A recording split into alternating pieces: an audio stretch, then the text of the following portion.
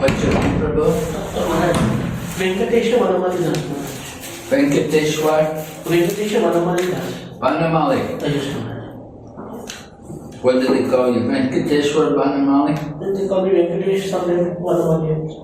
Sometimes? Vanamali also. Vanamali. You're a Telugu. Telugu. You recently visited Simhachalam temple, I saw it. Yeah, we went to Simhachalam.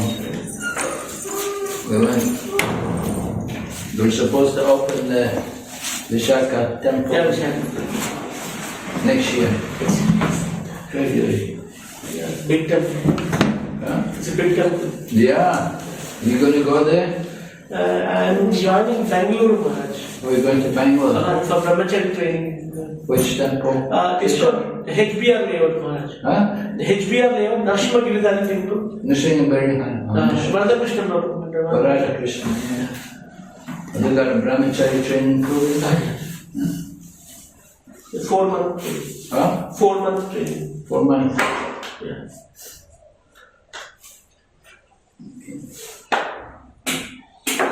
You used to work in Bangalore, was it? I worked in Chennai and Bangalore. You worked in Chennai and worked in Bangalore? Yes.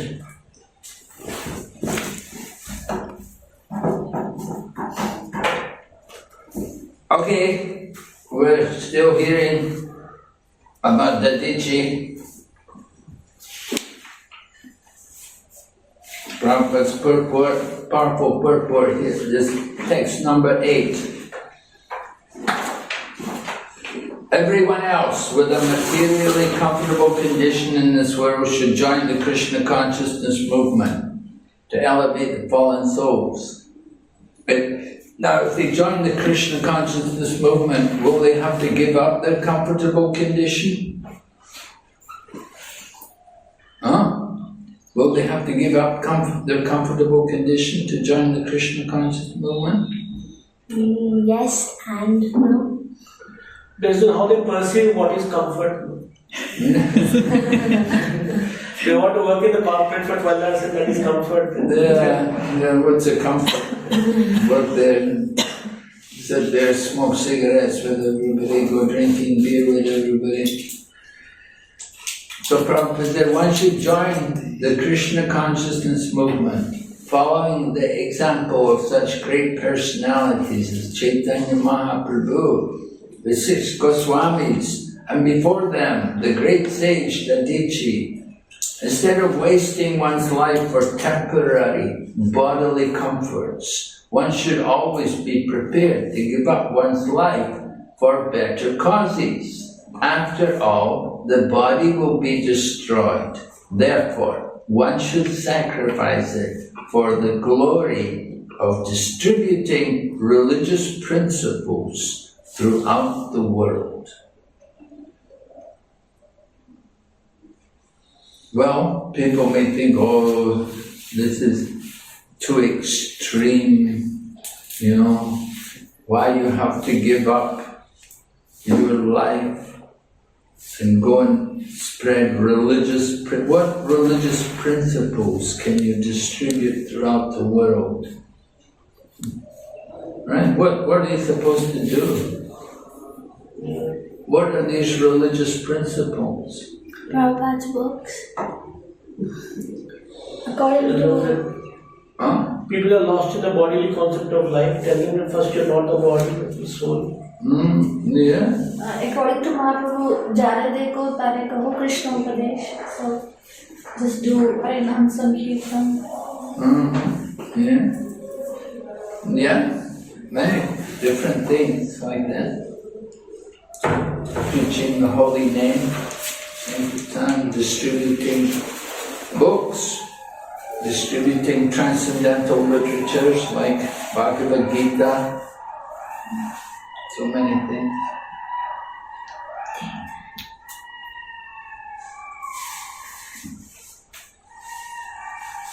Of course,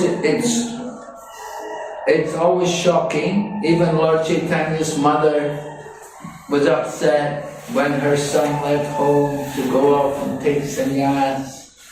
sometimes the family, they prefer that you should just be an ordinary person. And what do they mean, an ordinary person? They want you to be like, a drunkard,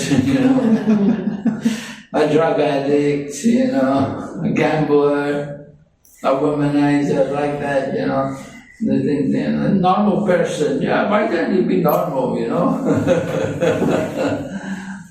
They prefer you to be like that. Oh, but a Hare Krishna, that's something, that's something extreme, Hare Krishnas dancing in the street, shaving their heads, and wearing robes. Then it's something different from people. Okay, then Dadichi continues. Dadichi speaking, text number 11. Oh no, 9. If one is unhappy to see the distress of other living beings, and happy to see their happiness, his religious principles are appreciated as imperishable by exalted persons who are considered pious and benevolent. Now usually what happens when you see other people happy, you feel miserable. You don't feel very good. Why are they so happy? And when other people are suffering, you say, you take pleasure in seeing other people. Just the opposite of how we should be. So we have to try to develop that feeling of care, concern, want to actually help people, try to do something for them.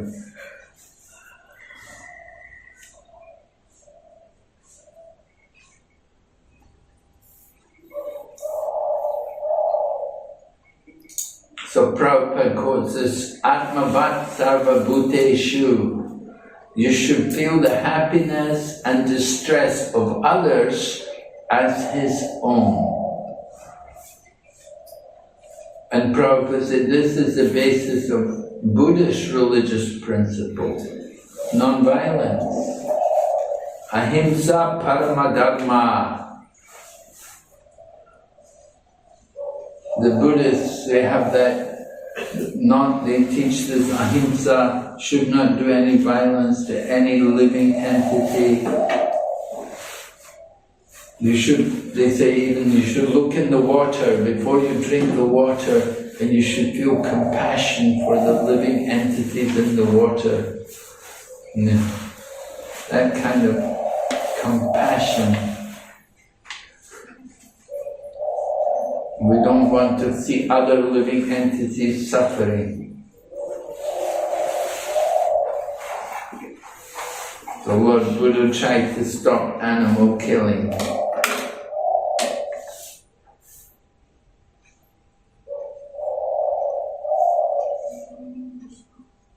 So Prabhupada discusses about that, and about Jesus Christ also taught should not kill. We have to feel some compassion, caring for other people. Prabhupada said, regardless of whether human, animal, tree or plant, all living entities are sons of the Supreme Lord. One time, at one temple, it was in USA, there was a tree growing in the garden. And the tree was growing onto the building. So some devotee cut the tree. Prabhupada got very upset. He said, why did you cut that tree? He said, it's going on the building, Prabhupada. He said, oh, you just have to adjust the tree. He said, you don't need to cut the tree. He said, you will suffer. You cut the tree, he said, you will suffer. So, that kind of feeling, that compassion, caring about other living entities. One time there was the cockroach in the kitchen. Prabhupada just knocked it out the window and said, go outside and enjoy it. So, other people, they will kill it, they want to kill everything. There was a lot, one time in Hyderabad, they had a lot of mice coming, and they were eating the different food and things. And one devotee said, Prabhupada, can we put poison there and kill them? Prabhupada said, you should be killed. He said to the devotee, you should be killed. He said, it's your fault that you're leaving all the food around for all these creatures to come. So caring about other living entities, that a devotee, we should see all living entities as part and parcel of God. I was giving class last night on the Bhagavad Gita to some devotees from Pakistan. And the one lady said to me, she said, I'm always afraid of lizards. She said, I have a fear of lizards. So I told her, I said, well, you have to, she said, how can I overcome? I said, you have to talk to the lizard and you have to tell it, my dear spirit soul, you're in this body of a lizard because of some misdeeds you've performed in your past life. And now you've taken this body. I said, now, then you should chant the holy name to the lizard and tell it, now you should go on and get a human body and become devotee, take up. I tried to encourage her anyway to think of that lizard as a soul, just in one of these low species of life. Yeah.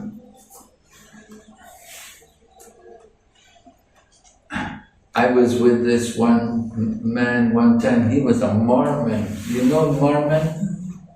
Mormon? Christian. American Christian. Yes. They call it the Church of the Latter-day Saints. LDS, Latter-day Saints. And so it's in USA, they have a lot of money.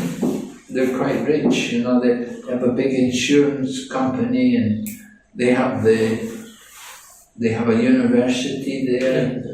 In what place is that? Florida. Salt Lake. Florida, no. Salt Lake City. Huh? Salt Lake City. Salt Lake City? Salt Lake City. Salt Lake City, Utah? Utah. And we have a university and they sponsor their missionaries to go out and go around the world and preach. And you often see that we ride a bicycle and they have a name thing on their jacket, the name, elder so-and-so, and they go they never go alone, they always go in pairs. They go talk to people and show them their Bible, have their modern Bible, and sometimes they'll give it free, sometimes they'll get a donation for it. Anyway, I was with this one man and he was a Mormon, and I was talking to him and he didn't know I was a Hare Krishna, He knew I had some religious belief, but he didn't know what.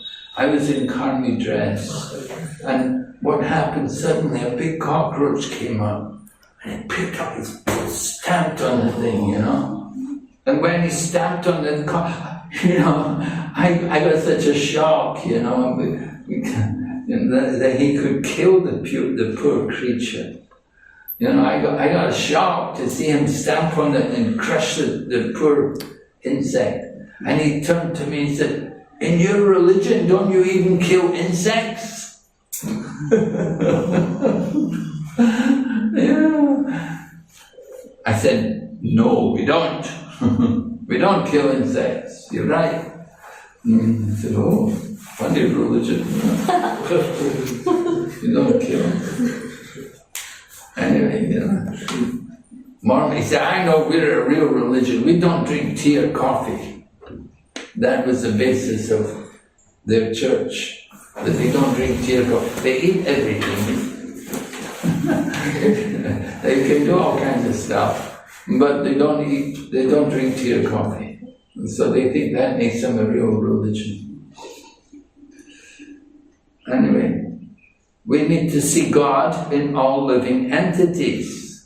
What's the verse in the Bhagavad Gita? To see the Lord in all living entities. Sarvasya Chantri Sannivishto Matashrudit Jnanam Apohare. Ishvara Sarvabhutana Vidyanaya Sampurna. Paramatma Nishta. Paramatma vision. Vidyanaya. Vidya Vinaya.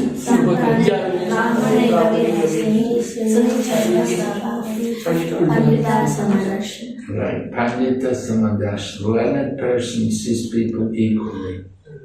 Right? So Vidya Vinaya. Vidya Vinaya, I mean the learned and gentle Brahmana. So Prabhupada writes at the end of the purport of number 9, a Vaishnava therefore is truly a perfect person because he laments to see others unhappy and feels joy at seeing others happy. Right? We're just the opposite, you see. Common people, just the opposite. A Vaishnava is paradukkha dukhi. He's always unhappy to see the conditioned souls in an unhappy state of materialism. Therefore, a Vaishnava is always busy preaching Krishna consciousness throughout the world. So, I mean, Dadichi, he feels like that. He's genuinely concerned for people. And he continues talking more about it. The body will be eatable by jackals and dogs after death. Does not do any good for me. It is usable only for a short time, may perish at any moment. The body and its possessions, its riches and relatives should all be engaged for the benefit of others, or else it will be a source of tribulation and misery. So Dadichi is really preaching to these demigods about the futility of the material body. And he's not just talking, he's actually going to do it. You know, many times we talk one thing, we do something else. You know? So it's another thing. You know, we say, I'm not the body, but we enjoy the body. You know, so many things. So the body, and we should use them for the service of others. There's a verse like that in the Bhagavatam, right? You know that verse? Life, wealth, intelligence, and words for the service of others.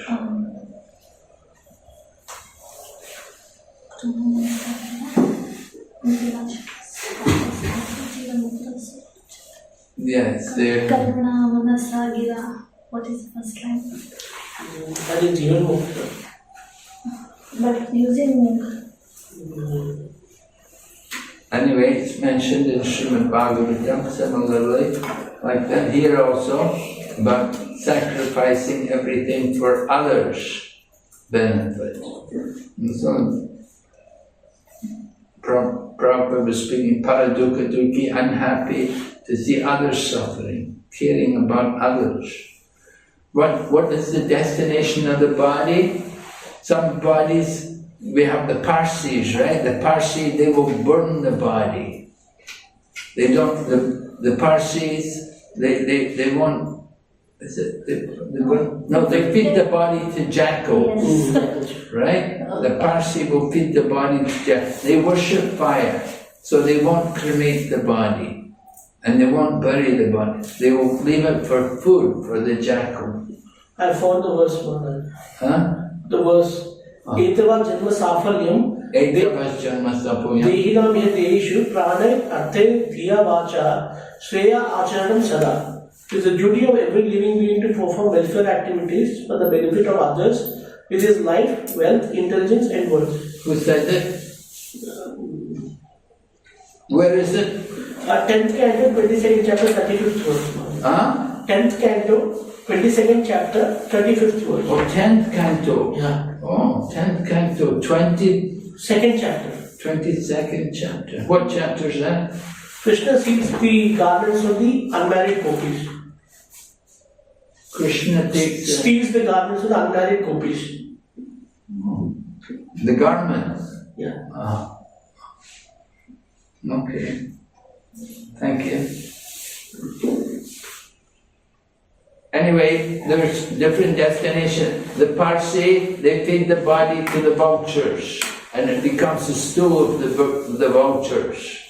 And other people, a Christian or Muslim, they will bury the body, and then the body will be eaten by worms and things. And in Hindu society or Buddhist society, cremate the body, becomes ashes. Right? So, that's a material body. From dust to dust, dust thou art, dust thou become. Christians say when they bury the body like that. Go back to the dust. So, Dadichi is saying this body, I should use it. Oh yeah, there's the verse right there, that same purport here. 20 to 35, yes. It's right there, 10, 22, 35. Yeah. So this is spoken by Lord Krishna Maharaj. Spoken by Lord Krishna. To the gopis. Oh. So this is Prabhupada said, this is the mission of life. One's own body and the bodies of his friends and relatives, his own riches, and everything else one has should be engaged for the benefit of others. This is the mission of Sri Chaitanya Mahaprabhu. Now you can see some nice examples, like Ambarish Prabhu or Ambarish Das giving so much money to build the TOVP, So some people like that, they give a lot of money to build the TOVP for the benefit of others.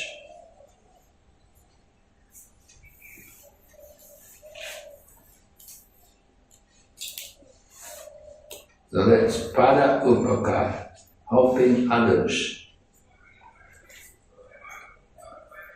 So some people, they think, oh, why don't you just do humanitarian work, just feed the poor, give some charity to the poor, I always give a few rupees to the poor people.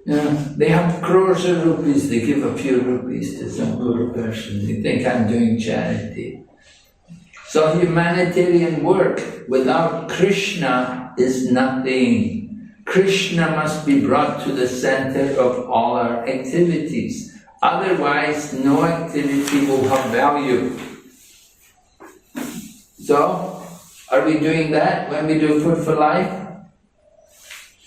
Is Krishna in the center of our Food for Life program? Is it Food for Life or what? Prasadam distribution?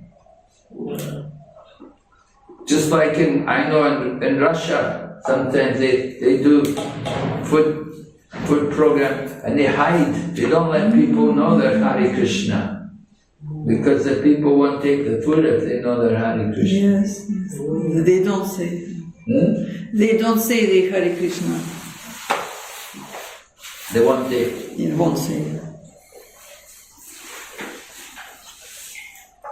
So is it good to hide? No, no good. You give them food, you can say, well, it's prasadam. We don't tell them it's prasadam, but it's prasadam. What did Prabhupada say about food distribution here in Mayapur? He said up to 10 miles, nobody should be hungry and everybody should be provided prasadam. But They know. don't let them take prasadam home. Yeah, invite them to take. They had to eat it here. Yeah. Why? Why? They won't be respected. Huh? With meat, fish, Huh? meat, fish. Yeah, they take it home, they'll mix it with the meat and fish. The Bengalis all eat fish and meat, chicken and that, everything. So they take it home and they'll mix it with their non-veg. Whenever we go out for parikrama, whatever prasadam is remaining, the villagers, they bring their boxes and they fill it up. Even in Shantipur festival, the villagers bring their boxes and we fill up. So, like, Yeah. But anyway, Prabhupada said about they come to Mayapur and they take prasadam there in the temple in Mayapur, the Sulabh kitchen there. He said, don't let them take it home. And we're supposed to chant Hare Krishna when we're giving the prasadam. There should be kirtan. Let them hear the holy name. So if we just to give food, then there's no Krishna there. You say, no, it's prasadam, but they don't know it's prasadam. Yeah. You never told them it's prasadam. Will it still have effect? Yes, prasadam will Yes, act. but Even though they don't know? Yes. Huh? Yes. for some, yeah. It is so small. Even though they mix it with meat, fish and egg? Not offense. Huh? Offense. Ethics. really not if they make Mahaprasad is Govinda. Mahaprasad is not different from Govinda. Whether it's uncontaminated by material things. Anyway, it's a big compromise, I think. You're making a big compromise, hiding. Yeah. They're not hearing the holy name. They don't know your Hare Krishna, and you're giving them food. I wonder if there can be any benefit there. Huh? Some benefit. Very little benefit. Very less, right? So we want to please Krishna. There has to be some consciousness of Krishna there. Alright, so Sukadeva and Dadichi Munis explained, he's talked to them about it's proper, I have to give up the body. The body is temporary, going to leave me soon anyway. If I can do some good with this body, let me do it. So he gave up his body to serve the demigods. He placed himself at the lotus feet of the Lord, and he gave up his gross material body made of 5 elements. Right? Where else did you hear about that? Who else gave up their body like that? Pandavas. Who? The Pandavas. Pandavas never give up their body like that. Sati gave up the body. Huh? Sati. Sati? Well, Sati used the fire in her body to burn the body to ashes. That was a little different. What we have here though, Purport Prabhupada said, one may refer to the incident of Dhritarashtra leaving his body. Dhritarashtra left home, right? Left. Dhritarashtra, because of Vidura. Vidura had come and talked to him and convinced him. So Dhritarashtra, Prabhupada writes, Dhritarashtra analytically divided his gross body into the 5 elements: earth, water, fire, air, ether, and distributed them to the different reservoirs of these elements. In other words, he merged these 5 elements into the original Mahatattva. By identifying his material conception of life, he gradually separated the spirit soul from material connections and placed himself at the lotus feet of the personality of God. And then an example is given. The example given in this connection is that when an earthen pot is broken, the small portion of the sky within the pot is united with the larger sky outside the pot. Right? You heard this example before? The air or the sky in the pot becomes united with the sky outside the pot. But Prabhupada said this example is not understood by the Mayavadis.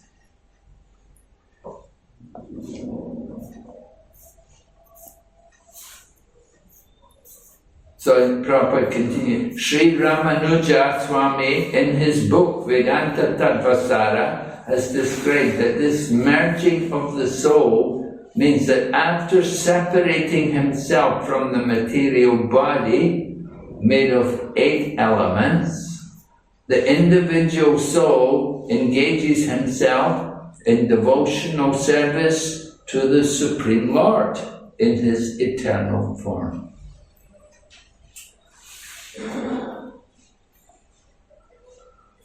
The material cause of the material elements absorbs the material body, and the spirit soul assumes its original position, which is to be the servant of Krishna.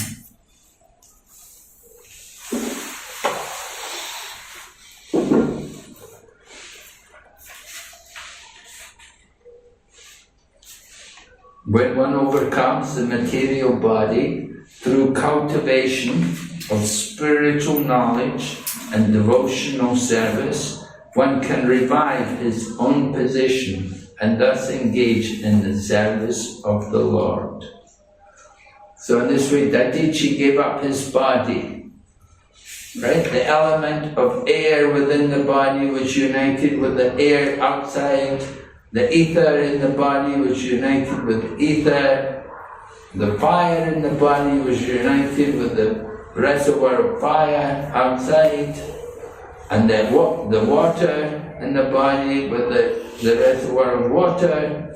And then the earth united with the earth. And in this way, he became free from the material body.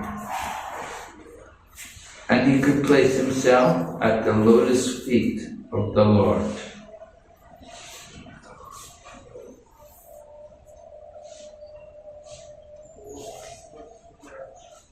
He merged everything into the original Mahatattva. What's the Mahatattva? Material energy plus Material energy. What's he saying? Energy, material energy. Material energy. Plus It's Lord Vishnu which is holding all the 24 elements.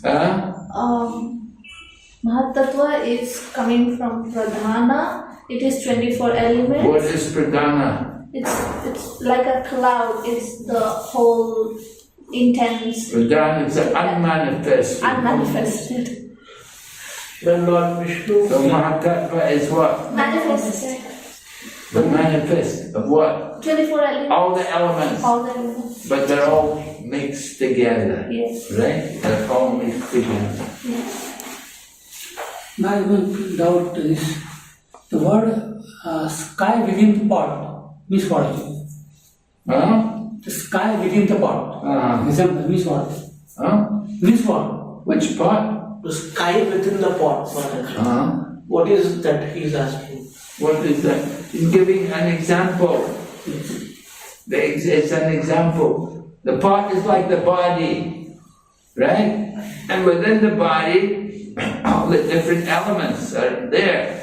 Fire, water, air, and it's all there within the body, right? So the pot is broken, the air in the pot joins up with all the air outside.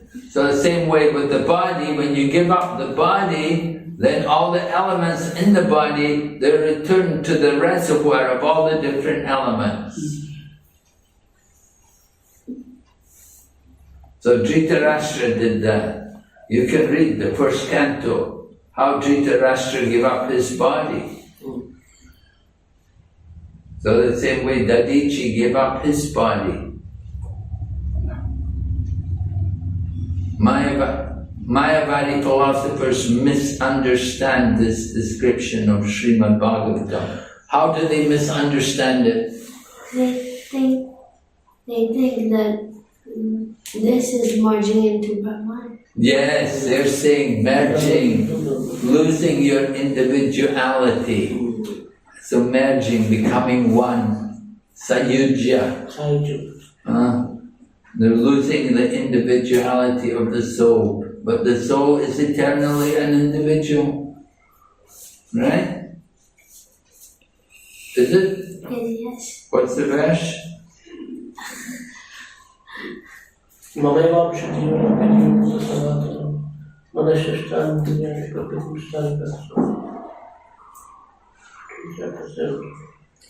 my part and parcel. This is saying that you are my part and parcel. Yeah. There is the individuality there. Krishna is part of the Particularly. Anyway, Dadichi Muni controlled his senses. Life force, mind and intelligence became absorbed in trance. He cut all his material bonds. He could not perceive how his material body became separated from the self.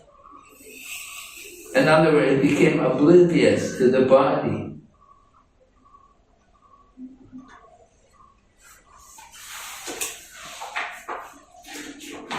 And Prabhupada writes in the purport, he's talking about the time of death. He said, one must practice before one is overcome by death. But the perfect yogi, namely the devotee, dies in trance, thinking of Krishna. He does not feel his material body being separated from his soul. The soul is immediately transferred to the spiritual world. Right? We have to practice. How do we practice? Everyday chanting. Yes, right, everyday chanting. We're not the body, we're souls. We're chanting for the pleasure of Krishna. Don't want to enter the womb again. Come back again. Oh no. Right? We want to get out of the material world.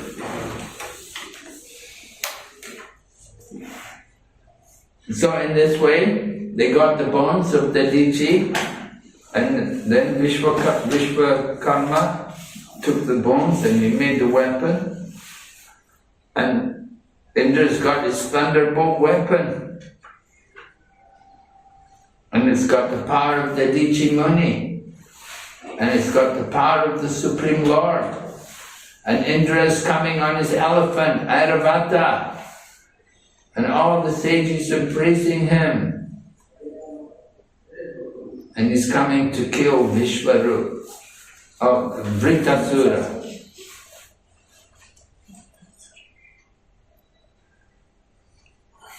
So Indra came and he attacked Vritasura. Vritasura was surrounded. And it's compared to how Lord Shiva had attacked Yamaraj. In the same way, Indra came to attack Vritasura. So at the end of Satya Yuga, the beginning of Treta Yuga, a great battle took place between the demigods and the demons on the bank of the Narmada. But Prabhupada said Narmada does not mean Narmada in India. You know, when we think, oh, Narmada, oh, right? Prabhupada is from that region, right? I'm sure.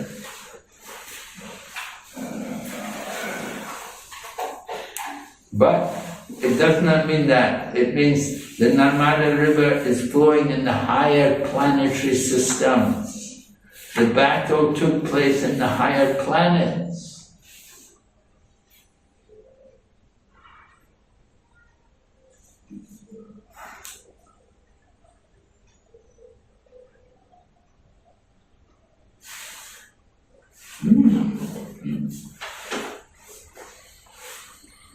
So this fight took place in the 28th millennium of Vaibhava Manu. Oh, the beginning of Vaibhava Manu's first millennium. In other words, it took place millions of years ago.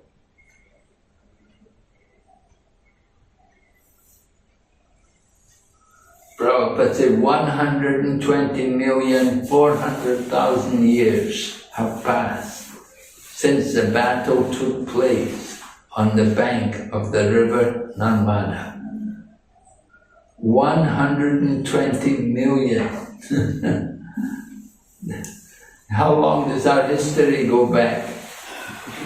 History goes back a few hundred years. It's 120 million years. A great battle is taking place.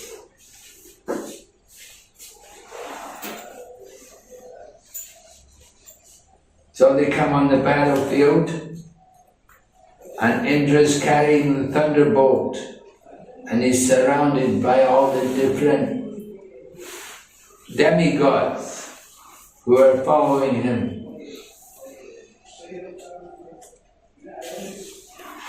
And Indra's effulgence says his effulgence was intolerable to the demons. And then we're told about the demons, hundreds and thousands of demons, demi-demons. There's demigods, there's also demi-demons. So demi-demons, yakshas, rakshasas, and others, headed by Sumali and Mali. And they're fighting King Indra. And tells you the names of some of the different demons who are fighting. And they're roaring like lions. They're invincible demons dressed in golden ornaments. And they're giving pain to the demigods. And they've got very fearful weapons. The weapons is described in text 23. Text 23, lances, tridents, axes, swords, and other weapons like shatagnis and bushandis. The demons attacked from different directions, scattered all the chiefs of the demigod armies. So it appears that the demons are winning. Right? But Indra's got his weapon. So, battle is not over yet. The demigods, completely covered by arrows falling upon them one after another, could not be seen. They were firing so many arrows, they couldn't see what's going on.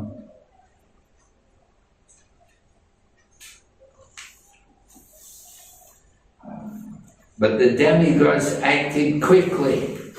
The demigods cut the weapons into thousands of pieces in the sky. Right? The weapons were falling on the demigods, but the demigods recited some mantras, and all the things, all the arrows and the weapons which they were throwing on them, they all became dust. They all became pieces, small pieces, and fell to the sky.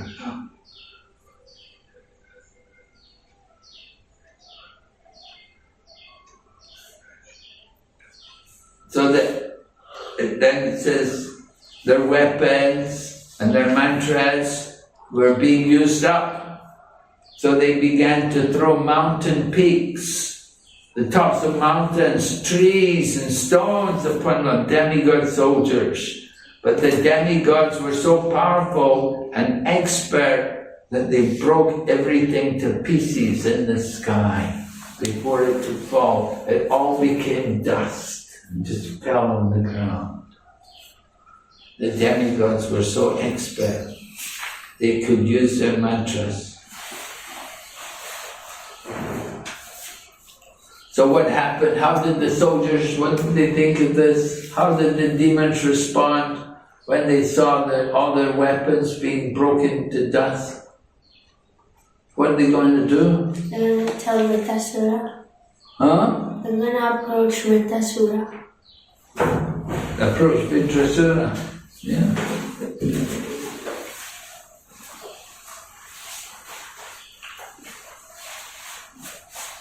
Yeah, were the demigods injured? Were any of them injured? No, The not demons yet. had thrown all weapons at them. No, but not yet. But no, they didn't get any injury. They were not injured at all because they broke everything to dust. Even the trees and the mountain peaks, they just made it all become dust. So when the demons saw this, the demons were afraid. They thought, oh, how will we ever fight these people? They're so powerful. And we're told, text 28, people use rough words to cast false, angry accusations. Right? Do you use rough words? Oh, you do, huh? It's very bad. Right? Sometimes people use filthy language, bad words. Right? We should avoid that. Right? So, they will use these accusations. They're fruitless words. Do not disturb great personalities. Right? So, saintly people, they would just tolerate that, oh, she's just a foolish girl, she does not know what she's saying. Don't take her very seriously. She didn't mean that. She didn't mean that. So all the efforts of the demons against the demigods were useless. Because the demigods, they were under the protection of Krishna, yes, under the protection of Krishna. Prabhupada quotes a Bengali saying, if a vulture curses a cow to die, the curse will not be affected. Similarly, accusations made by demonic people against devotees cannot have any effect. The demigods are devotees of Krishna. The curses of the demons were futile. Now sometimes people come and say, oh, people have been putting black magic on me, they've been cursing me and I'm suffering, you know. What can be done? Do you believe that? Yeah? Yes. I heard some people do worship the Saturn, something like that, I don't know. They worship Saturn? Satan. Satan? Yeah. I heard one my Shiksha will telling that, yeah, it's sometimes happening. People ever use black magic on you? Chant Hare Krishna. Huh? Can black magic affect a devotee? If they're not, They're not strong. Huh? It affects. Maharaj, it affects. What? It affects. It affects a devotee? Devotee, I don't know, but it affects the ordinary person. Like in villages I hail from, you should put some called curry, like some mantras they will throw on that person. Yeah, he gets injured, he gets die also. It works, but not the devotee. At that time, devotees. No, devotees have protection of the Protection. Lord and then it won't affect them. Huh? Your devotees. The devotee who took shelter of Krishna, Mm-hmm. so they have protection of Krishna and all of this black magic, they don't affect that person. Yeah, right. But there are some devotees who are affected by black magic and ghosts. So does that mean that they're not devotees? Well, maybe they're not following very strictly if they got affected by black magic. But if you follow strictly, you shouldn't get affected. So sometimes things happen, some things, inauspicious events or something may happen. And Prabhupada will tell all the devotees, you all have to follow very carefully and chant 16 rounds minimum every day and very strictly follow the principles. And then nothing can touch you. If you're following these principles and chanting every material energy, that black magic cannot touch. Maharaj, please know in the life of Srila Bhakti Thakur, he got affected by a yogi using black magic. His family got little affected. So he's like Paramahamsa, but it is written that there was some effect. But then he asked them to chant Hare Krishna and the whole family actually they were vomiting or something like that. Not Bhaktisiddhanta Saraswati Thakur but Bhakti Vinod Thakur's all of the children. And then they chanted Hare Krishna and then they were fine. Nothing The happened. yogi's hair was cut, only them. The yogi's hair was cut, only them. Shika was cut. Huh? Only then it stopped. Power in the Shika only. That's maybe what the movie is showing, but she said she No, I left. heard from Gauravan Swami Maharaj's lecture that Bhaktivinoda Thakur asked his wife and children, his wife was crying and he said, don't cry, just keep chanting Hare Krishna and you will see everything will be sorted. And the whole family started chanting Hare Krishna and they were going through this vomiting sensation and all and everything stopped and they were okay. No, this pastime was repeated in the Hyderabad temple also, that a yogi haircut. I'm saying that. Yeah. You watch a drama or a movie? No. Then, In Bhakti Thakur appearance, there was some glorification. okay, who was doing that glorification? Brahmacharis, Okay, I'm saying senior devotees were doing it. Gauravan Swami Maharaj said like this. Okay. And he also belongs to Odisha Oh. and also the same family, they have South Africa and Malaysia. Shika in that movie also. If we chant Hare Krishna and we follow principles, then they'll be safe, right? Yes, that's what Bhaktivinoda Thakur said to his wife and children. But Yeah, in Orissa, Bhakti Vinod Thakur, when he was a magistrate, he arrested that yogi. Yes, Maharaj. Yes, And then the yogi was fasting. He'd been fasting all the time in jail. yes. And then Bhakti Vinod Thakur was certainly affected. He was in his health, all his family members, and they were all sick. They were all suffering. But still, he would not relent.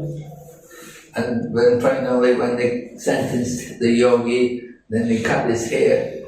Then the yogi lost all his power. Yes.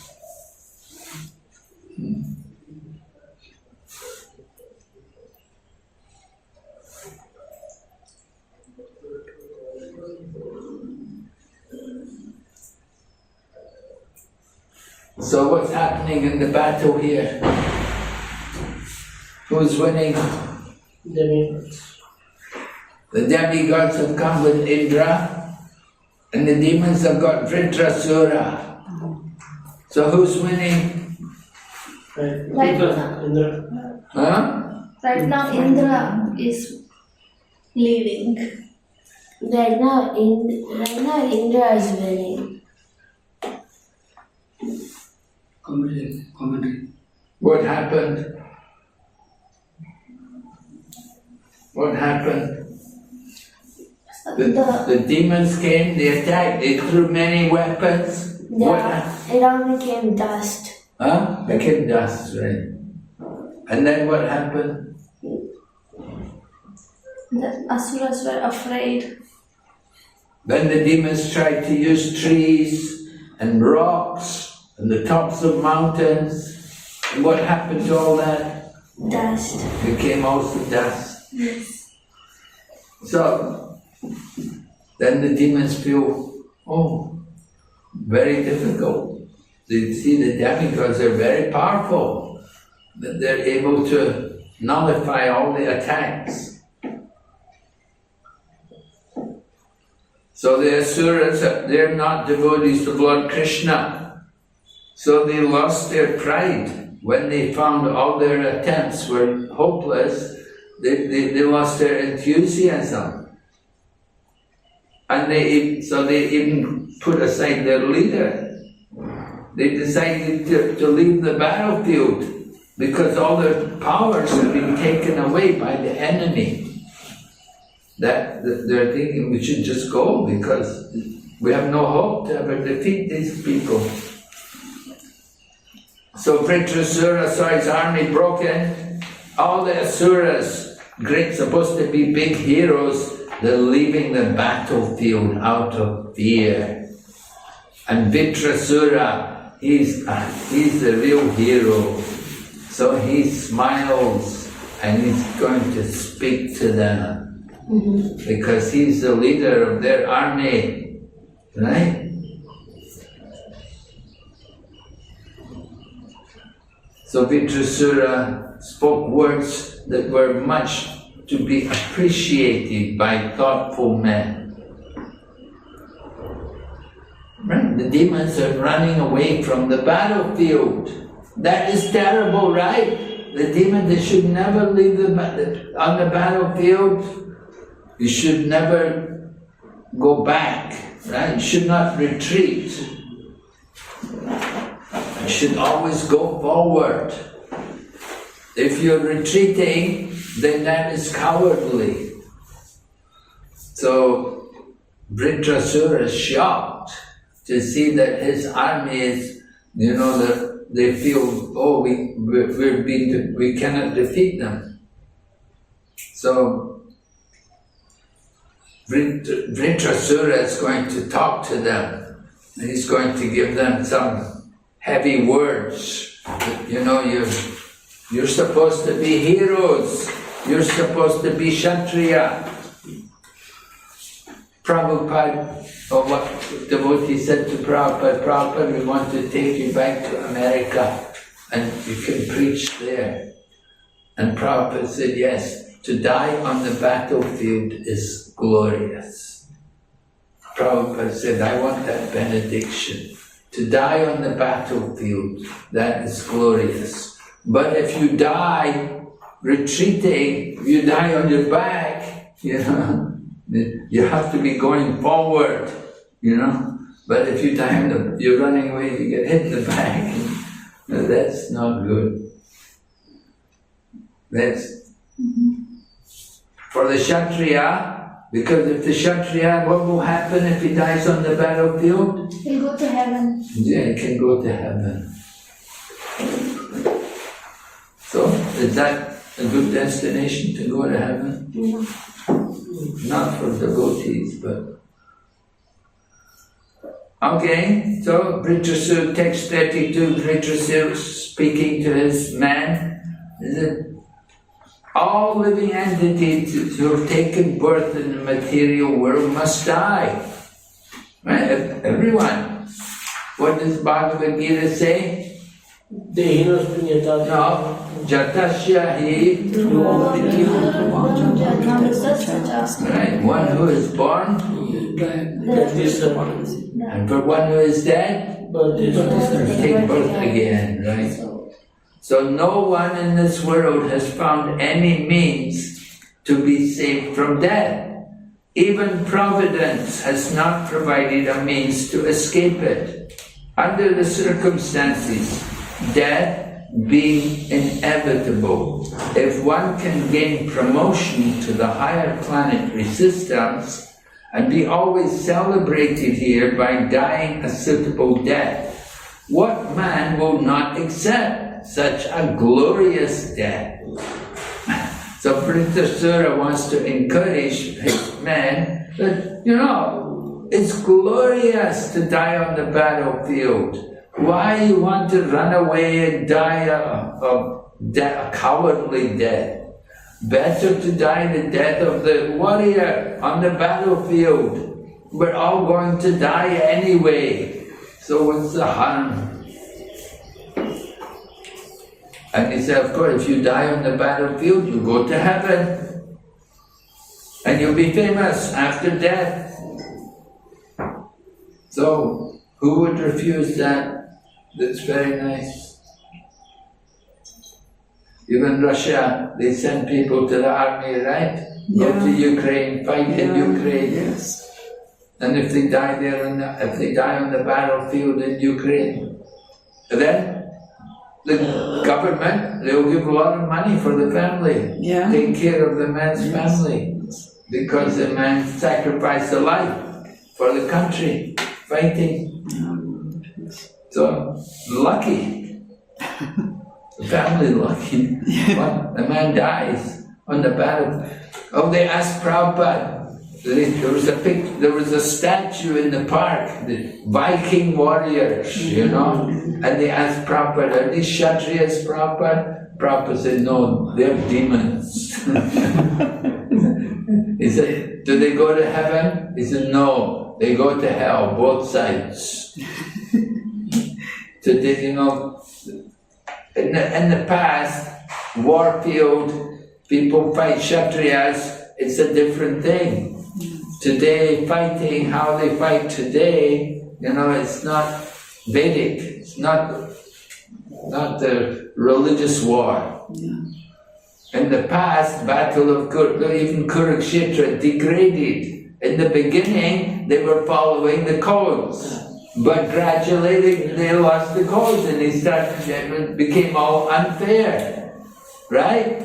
Abhimanyu, he got killed unfairly. It was supposed to be done, the battle, they should fight equals. But Abhimanyu had to fight 7 people. So he got killed. So, the modern warfare is all guns and bombs, airplanes fly in and they bomb places where women and children are all. So nobody is safe, innocent people like women and children, they're sitting at home and their homes get all bombed. That's the kind of war which goes on today. It's not really war. So people go in war fighting today, they don't get any good result. So that was like when America was fighting Vietnam. They tried to stop Vietnam becoming communist. And they sent so many young people to Vietnam. Many people didn't want to go. The young men, they didn't want to go. They'd run away. And they'd hide. And if they would find them, they would arrest them and send them to Vietnam.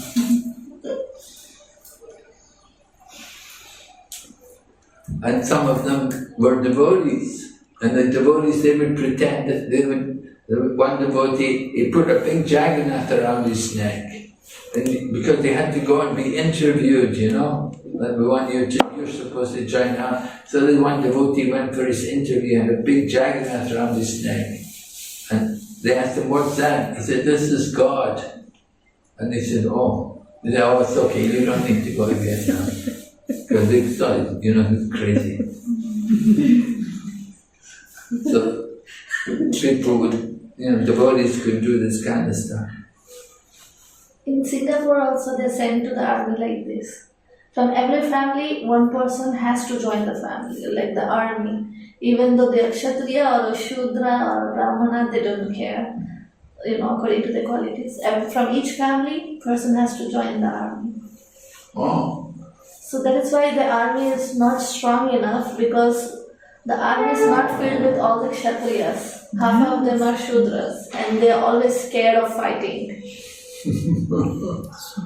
Because the way they fight today, it's not, they don't have to have a lot, they just have to, the way they are fighting, They don't want fight. it's not man to man, it's, your airplanes and bombs and stuff, it's all technology.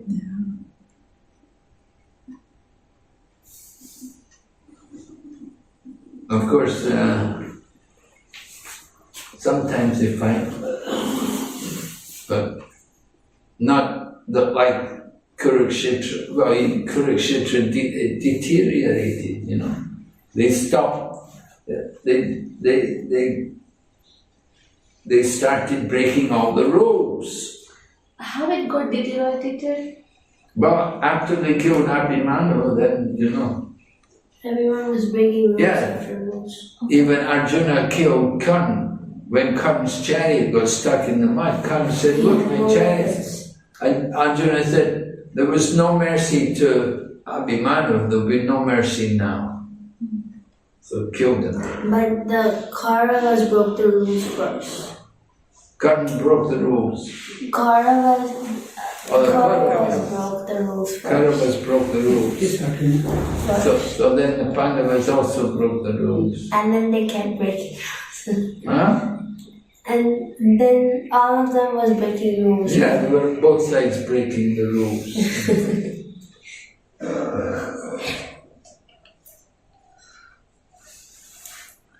So in the Bhagavad Gita, of course, Arjuna didn't want to fight, but Krishna was encouraging Arjuna at one point, "No, you should fight."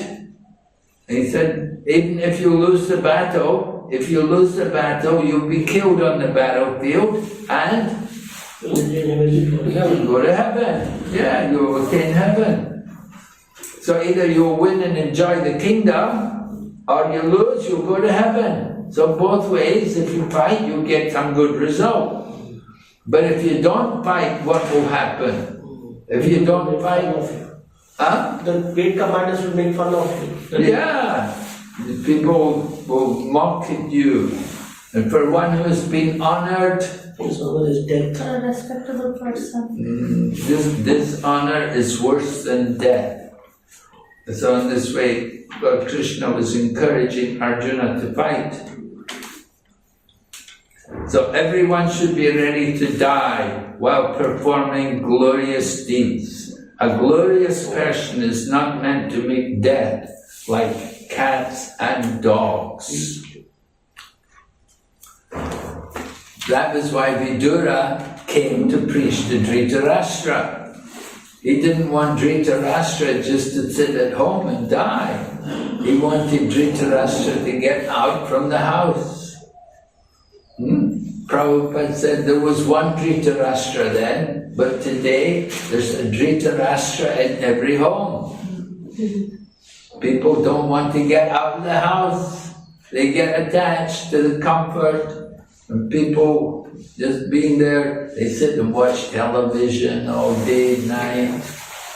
They read the newspaper, they play with their mobile phone, and we got the WhatsApp, and then everything is all there. That is death like cats and dogs.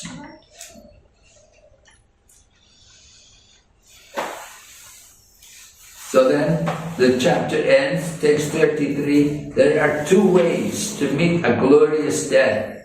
Both are very rare. One is to die after performing mystic yoga, especially Bhakti. by which one can control the mind and living force and die absorbed in thought of the Supreme Personality of Godhead. The second is to die on the battlefield, leading the army and never showing one's back. These two kinds of death are recommended in the Shastra as glorious. absorbed in thought of the Supreme Personality of Godhead. So that's the glorious way to depart from the world. Or else, go on the battlefield, fight. Both are very rare, extremely durapao. Mrityu durapao. Vasambhadha viha mrityu durapao. A rare death. Death is not rare. Everyone's going to die. But how you die, that is rare. So there's a special situation here. So who dies like that? Can you think of any people who died on the battlefield? Srila Prabhupada himself was translating Srimad Bhagavatam in there.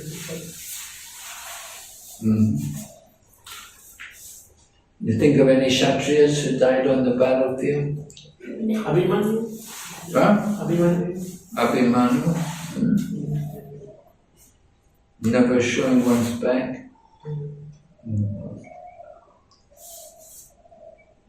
And who died in mystic yoga? Dhritarashtra. Dhritarashtra? What about Drona? Yes. Drona was also in Samadhi when they came and killed him. He was sitting in Samadhi. They tricked him, right? Your son is dead.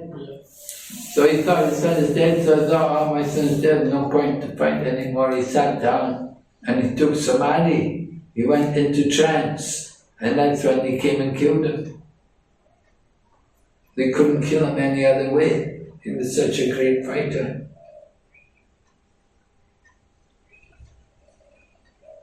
And so, yeah,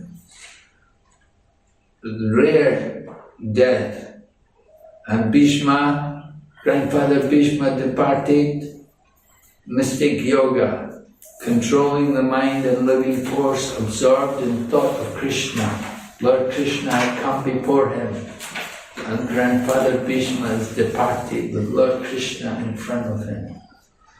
That's a nice way to depart. So these are two glorious deaths. Some different examples are there. And we'll see Vritrasura, how he dies on the battlefield. Coming up. So,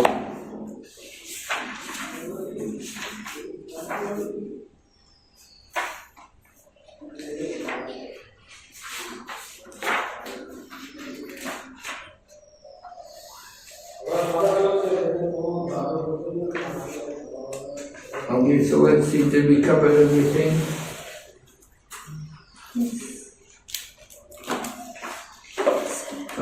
Some of the questions which are there in the chapter.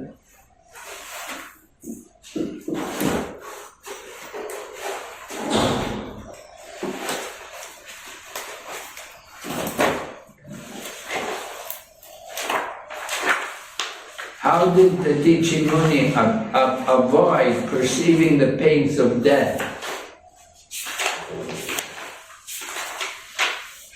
You know the answer? How did the Dichi Muni avoid perceiving the pains of death? It's in verse number 12.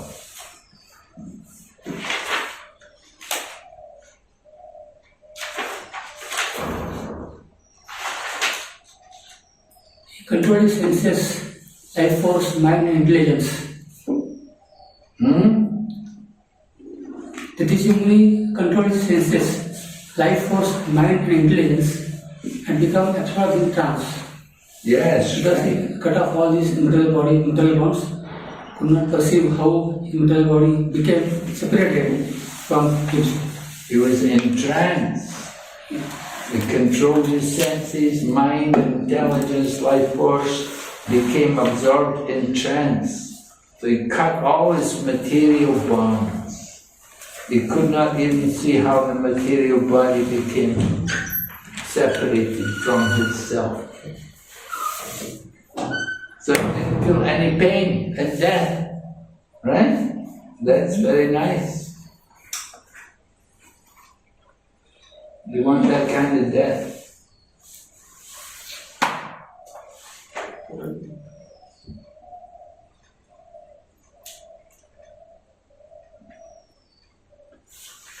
Three lessons from Dadichi Muni before he left his body. Give 3 lessons from Dadichi Muni before he left his body. What were some lessons he gave? Initially he refused to offer the body, but later he gave it up for giving God's better purposes, since he knows that it will live today or tomorrow.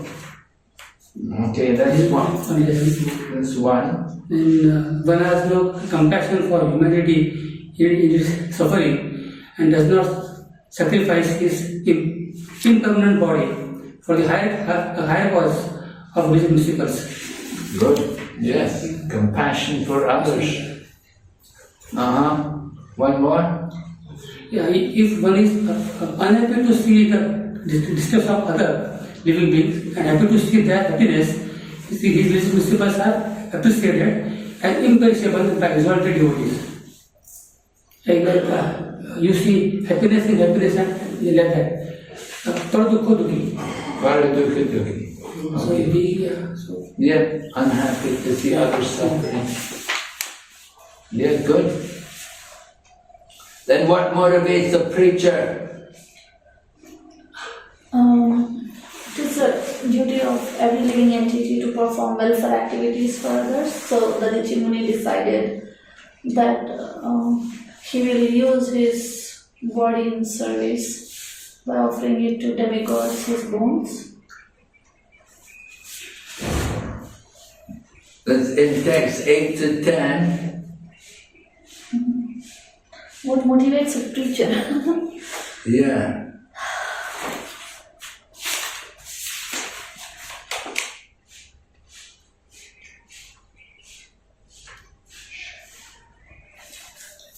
the exact answer is 8 to 10. I saw it.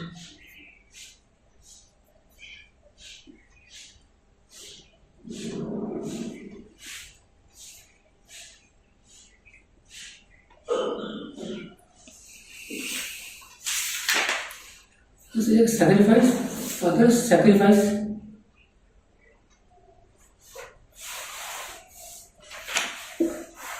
What motivates a preacher?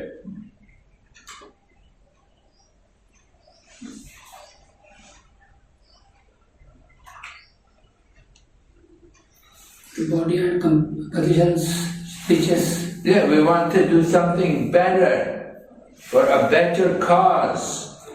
Right? That's one reason. Text number 8 about a better cause of some higher purpose in mind than just sense gratification. Correct.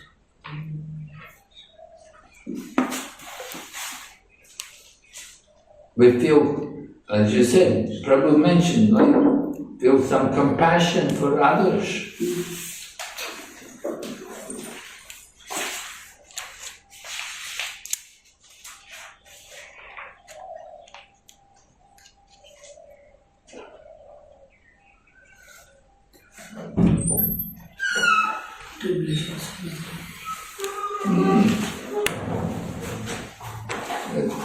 It's very similar to the answers which Prabhu gave. Feel compassion, we're sorry to see people suffering.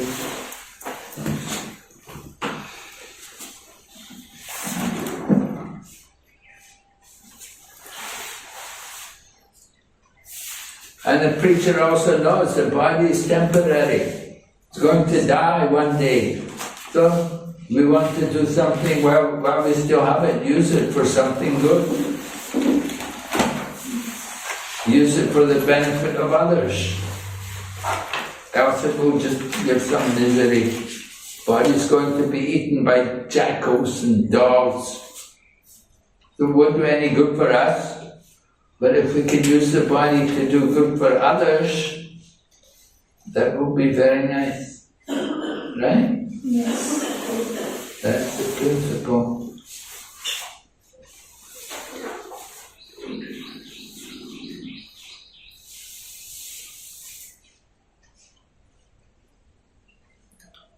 Well, there is the second point is that one cannot continue killing animals and at the same time be a religious man. That is hypocrisy. Hypocrisy. Yeah. So this is Vaishnava sees all the living entities as part and parcel of Supreme Lord. So, Identify principles underlying a devotee using his body properly in Krishna's service. Verses 6 and 8.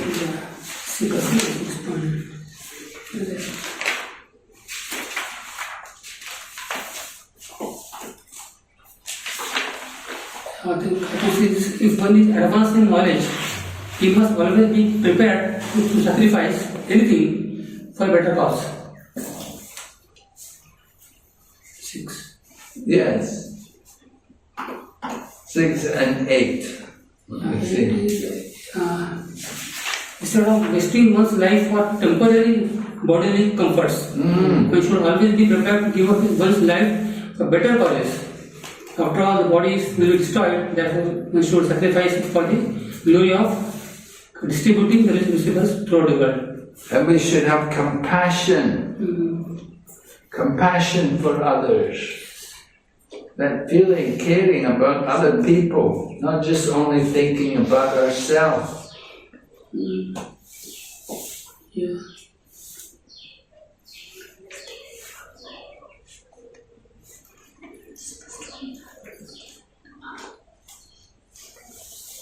We need people to join the Krishna consciousness movement. But they have to want to give Krishna. They have to care about other people. Right? This movement is for caring about others.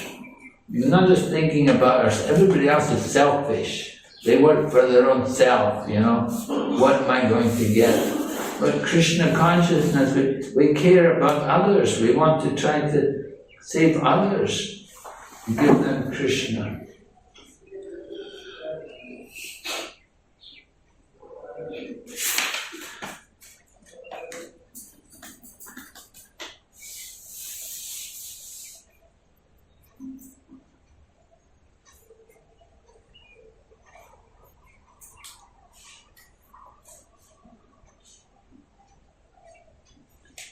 And how are the above principles required for spreading Krishna consciousness?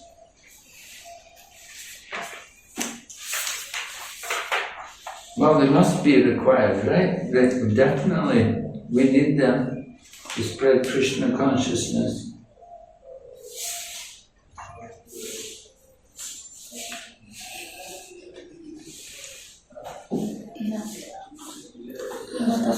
Because at present moment the entire world is in a dangerous position under the spell of a godless civilization. Yes. So the Krishna conscious movement needs exalted, learned persons who will sacrifice their lives to revive the God consciousness of other people, of the human society. Yeah, we want to show our care for others.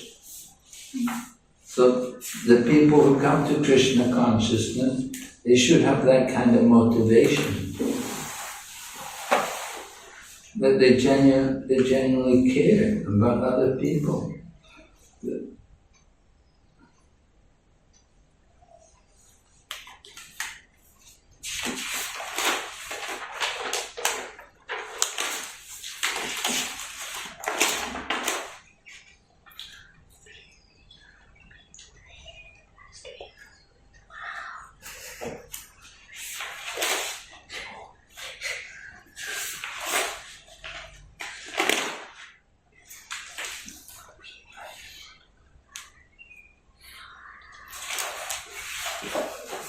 Okay, I think we covered everything.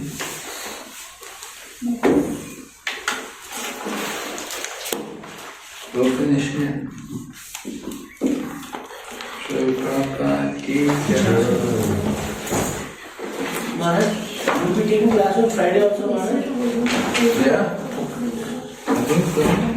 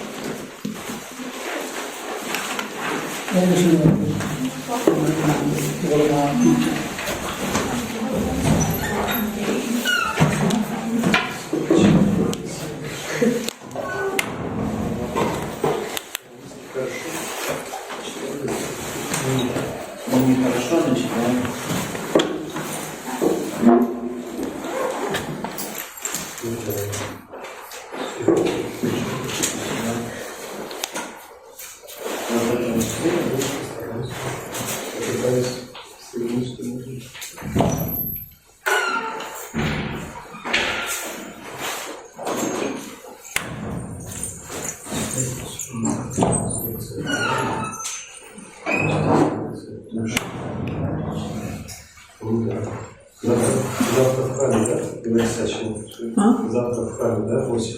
Да, завтра в храме 8. Чай рада надо. Ой, господи, в алтарной вообще надо. А, в алтарной? Да. Ничего себе. Так, по-моему, было тоже совместно, получается. Еще Но будет перевод на бенгальский. Последовательный перевод на бенгальский. Там рядом переводчик. Английского не будет, правильно? Нет, почему? Махарадж будет на английском читать? Нет, я имею в виду в английском. Есть же английский, бенгальский. А, ну да, тогда не будет, тогда будет вместе. Я говорю, совмещенный. Да, да, да. А белорусский. Да. Руслан. Счастливо.